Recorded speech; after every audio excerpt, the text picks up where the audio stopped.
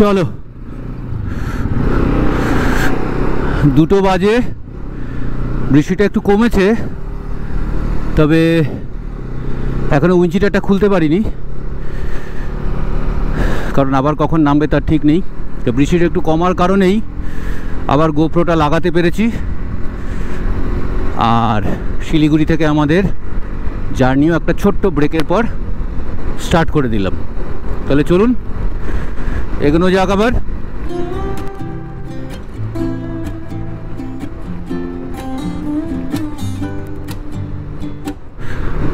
'24 সিরিজের নাম্বার প্লেটের গাড়ি, তার মানে ব্যারাকপুর আরটিওর গাড়ি। আমাদের বাড়ির কাছাকাছি কোথাও বাড়ি হবে হয়তো। আগের বার অর্থাৎ মে মাসে ভুল করে এটা দিয়ে উঠে গেছিলাম, কিন্তু এটা হচ্ছে পানি ট্যাঙ্কির দিকে যায়, আমাদের নিচ দিয়ে যেতে হবে।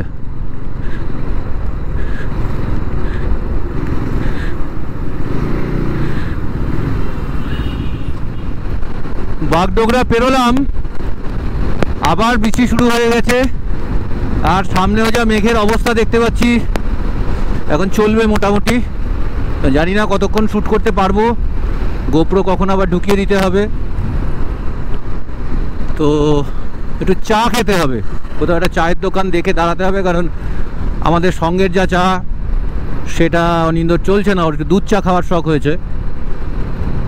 আচ্ছা, কিষানগঞ্জ হচ্ছে 92, রায়গঞ্জ হচ্ছে 167, পূর্ণিয়া 172, মালদা 224।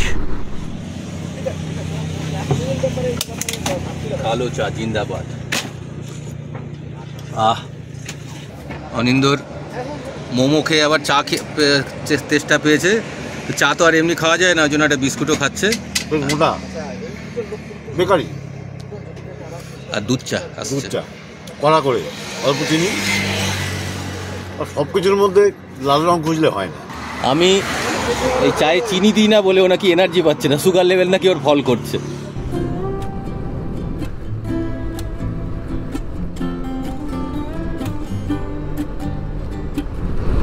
ডালখোলা 131, কলকাতা 551, লখনৌ 981। ওয়েদারটা খুব, টেম্পারেচারের দিক থেকে খুব সুন্দর। আর অনিন্দর বাইকে কিছু একটা সমস্যা হয়েছে, এই যে বাঁ দিকে হচ্ছে বৃষ্টি ভেজা চা বাগান, দেখতেও দারুণ লাগছে, পুরো সবুজ একদম। অনিন্দর বাইকে কোনো কারণে স্পিড উঠছে না, হয়তো ক্লাচ প্লেটের কোনো সমস্যা হতে পারে।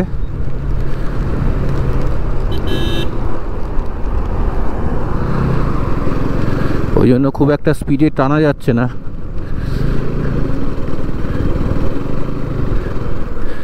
আমরা চলে এসেছি ঘোষপুকুরের মোড়ে।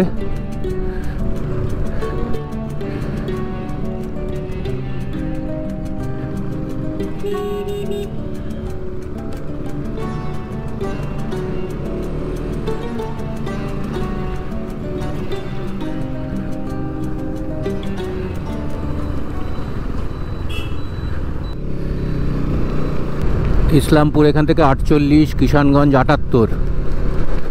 আগের দিন আমরা এই ব্রিজটার ওপর দিয়ে গরুবাথানের দিকে বেরিয়ে গিয়েছিলাম।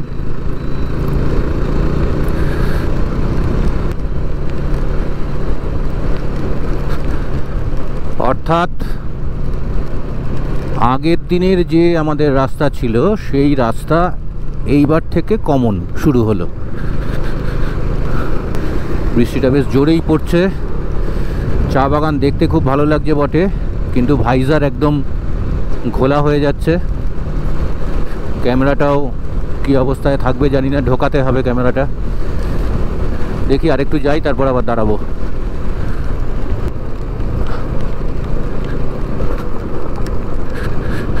রাস্তা একটু খারাপ আছে এখানে, অতটা ভালো নয় রাস্তাটা।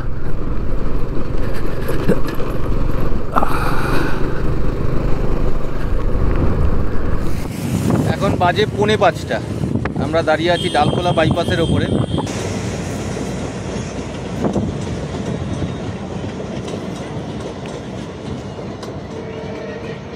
যে আকাশটা দেখছেন এখন চারদিক পুরো ঘন কালো মেঘে ঢাকা আকাশটা, এবং এই লাইট কন্ডিশনটা বেলা 2:30-3টে থেকেই শুরু হয়ে গেছে, মানে দেখে মনে হচ্ছে তখন থেকেই যেন বিকেল 5টা 5:30 বেজে গেছে, এরকম লাইট কন্ডিশন। কখনো খুব জোরে বৃষ্টি, কখনো ঝিরিঝিরি বৃষ্টি, আবার কখনো বৃষ্টি বন্ধ হয়ে গেছে, এরকমভাবে এসছি। রাস্তায় একদম ভেজা, পুরো রাস্তাই ভেজা, কোথাও কোথাও এনএইচের ওপরে জল রয়েছে, কাদা রয়েছে। তার ফলে যেটা হচ্ছে, এই যে গাড়ির সামনে কোনো একটা গাড়ি পড়লেই তার চাকাতে ঘুরে ঘুরে কাদাগুলো এইভাবে এসে একদম ভাইজারটাকে নোংরা করে দিচ্ছে। মানে এটাও মিনিট 5 আগে পরিষ্কার করেছি, তারপর এই অবস্থা, এই 5 মিনিটের মধ্যে এরকম হয়ে গেছে। তো বুঝতেই পারছেন যদি খানিকক্ষণ টানা চালাই তাহলে কি অবস্থা দাঁড়ায়। এই হচ্ছে আকাশের অবস্থা, চারিদিকেই মেঘ, আর এই রেল লাইন দেখা যাচ্ছে। এই দিক থেকে আমরা এসেছি আর এখন যাব এইদিকে, রায়গঞ্জ। এইদিকে দেখুন, এইদিকেও আকাশের অবস্থা পুরো একদম স্লেট কালারের হয়ে রয়েছে সব। এই বৃষ্টির কারণেই গোপ্রো একদমই প্রায় ইউজ করা হয়নি, গোপ্রো ছাড়াই চলছি, রেকর্ডিং খুব একটা করা হয়নি, ফুটেজ একদমই নেই। দেখা যাক, আজকে ভাবছি মালদাতে স্টে করে যাব, কালকে মালদা থেকে বেরিয়ে যাব। মালদা এখনও এখান থেকে 130-35 কিলোমিটার মতন, সামনে রায়গঞ্জ আছে। এবার জানি না বৃষ্টির যা সিচুয়েশান, যদি খুব জোরে নেমে যায় তাহলে মালদা যাওয়াটাও একটু চাপ হয়ে যাবে আমাদের। দেখা যাক কি হয়। ডালখোলা বাইপাসের ওপর দাঁড়িয়ে একটু জল টল খেলাম। তো বৃষ্টিটা হচ্ছে না দেখে সাহস করে গোপ্রোটা আবার একটু লাগালাম, দেখা যাক কতটা যেতে পারি।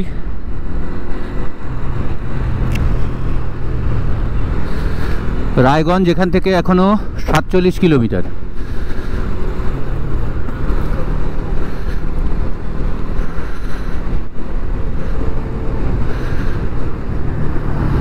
বহুক্ষণ ধরেই এই ডাইভারশনের গল্পটা চলছে, রাস্তাটাকে এরকমভাবে করে রাখে। এটা এই রাস্তার সমস্যা, রায়গঞ্জ অবধি এই প্রবলেমটা চলে, তারপর আবার সব ঠিক হয়ে যায়। ভাইজারটা নোংরা হয়ে যাওয়াতে যেটা হচ্ছে, দেখতে খুব অসুবিধা হচ্ছে, ফলে খুব একটা জোরে টানাও যাচ্ছে না। আর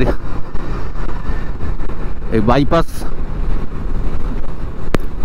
মানে পূর্ণিয়া মোড় থেকে ইসলামপুর বাইপাসের মুখ অবধি রাস্তা খুবই খারাপ, খুবই খারাপ, প্রচুর গর্ত, এবং সে গর্তগুলোতে জল জমে রয়েছে, বোঝা যাচ্ছে না খুব ভালোভাবে।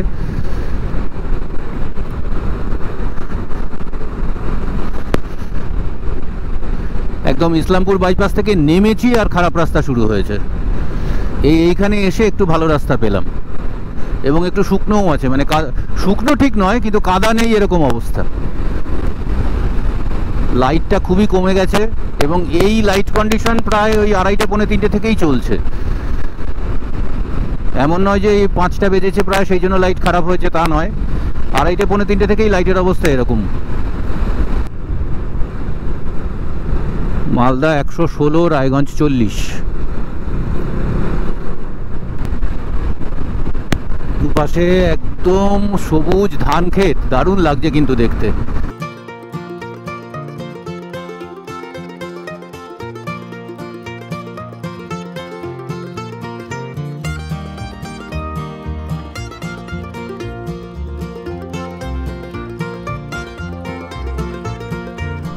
এসে গেছি টুঙ্গি দিঘি। এবার বোধহয় এখানে সিগন্যালে দাঁড়াতে হবে। না, ছাড় পেয়ে গেছি।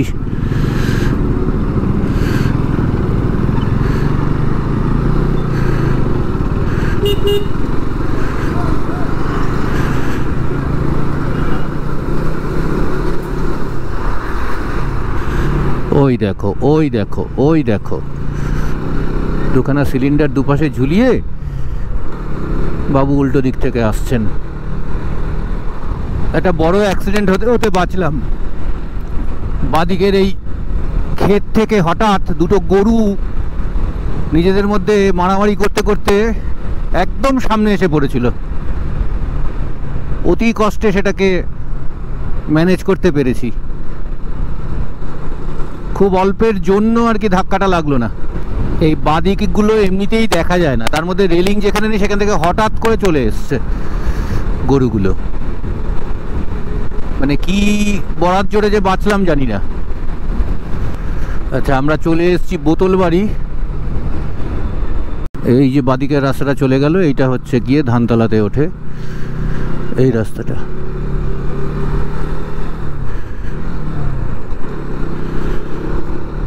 রায়গঞ্জ এখনো 15-16 কিলোমিটার মতন হবে এখান থেকে।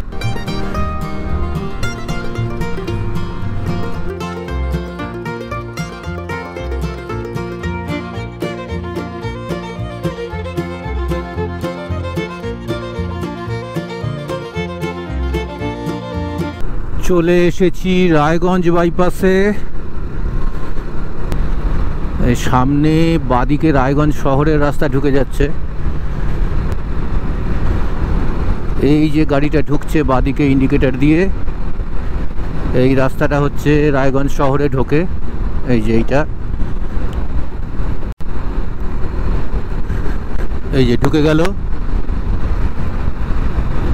আর আমরা উঠে পড়লাম রায়গঞ্জ বাইপাসে। মালদা এখান থেকে এখনো 75-80 কিলোমিটার মতন। ভেবেছিলাম যে এখানে একটু ড্রোন ওড়াবো, ড্রোন শট নেব। আসার সময় ড্রোনের অ্যাপসটা গড়বড় করলো, সেই জন্য নিতে পারলাম না। আর ফেরার সময় তো এখন ইচ্ছেও করছে না, আর উপায়ও নেই।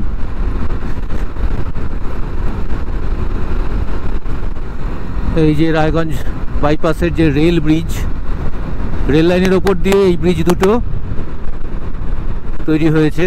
এই দুটোর জন্যই বাইপাসটা অনেকদিন ধরে আটকে ছিল। ইনফ্যাক্ট মে মাসে যখন এসেছিলাম তখনও শুধু ওপাশের লেনের ব্রিজটা তৈরি হয়েছিল, এই ব্রিজটা তৈরি করার কাজ চলছিল। তো এবার তো দেখলাম দুটোই চালু হয়ে গেছে, ফুল ফ্লেজেড চালু এখন এই রায়গঞ্জ বাইপাস।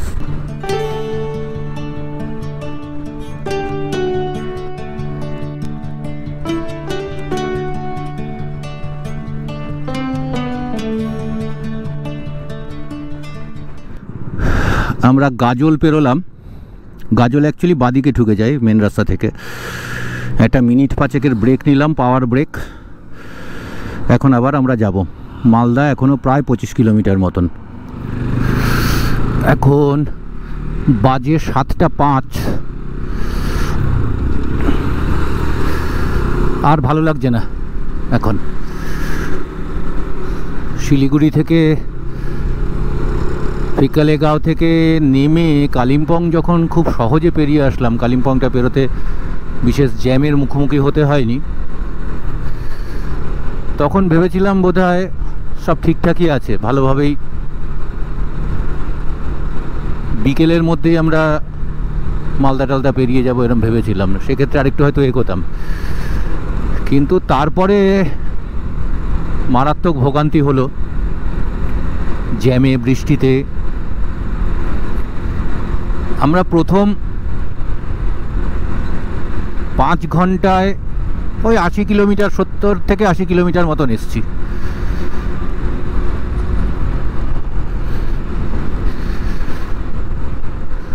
এখন 300 কিলোমিটারের একটু বেশি মোট চালিয়ে ফেলেছি। 9:30 পৌনে 10 ঘন্টার মধ্যে প্রথম 5 ঘন্টায় 80 কিলোমিটার মতন এসছি। আর তারপরে 4.5 ঘন্টায় মোটামুটি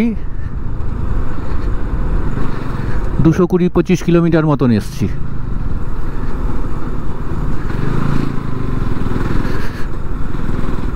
দেখি কতক্ষণে পৌঁছই।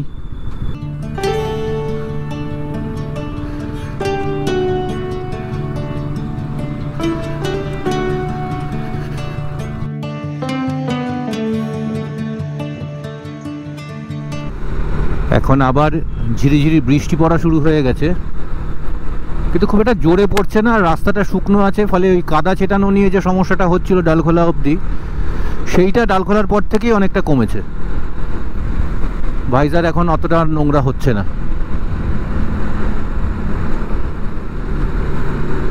পাতাল সিং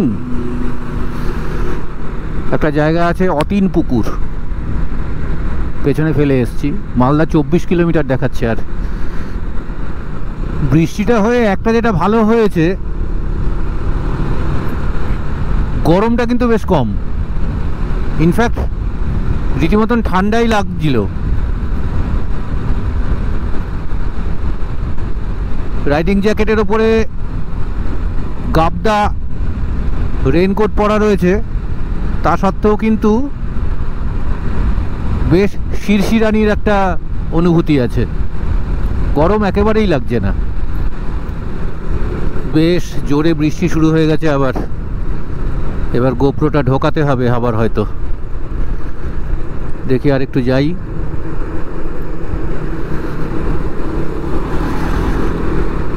এই বৃষ্টির মধ্যে হোটেল খোঁজাটাও একটু বিরক্তিকর। দেখা যাক। আর বেশিরভাগ হোটেলই তো মালদা শহরের মধ্যে, সুতরাং আমাদের ঢুকতে হবে ভেতরে।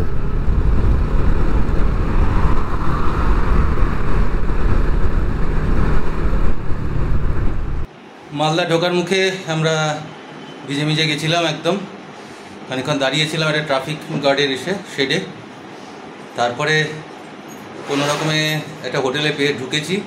অত্যন্ত খাজা হোটেল। হোটেলটা দেখাচ্ছি, ঘরটা তো আগে দেখে নিন।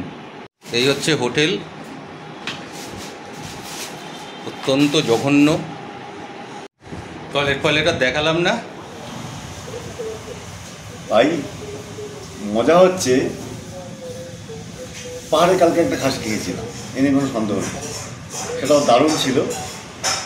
এখানে এসে 3-4টে বিরিয়ানির দোকান টপকে মাংস আর ভাত খাচ্ছি। অত কথা বাড়ি লাভ নেই ভাই, খেয়ে ফেলি। আগে খাই। আহা,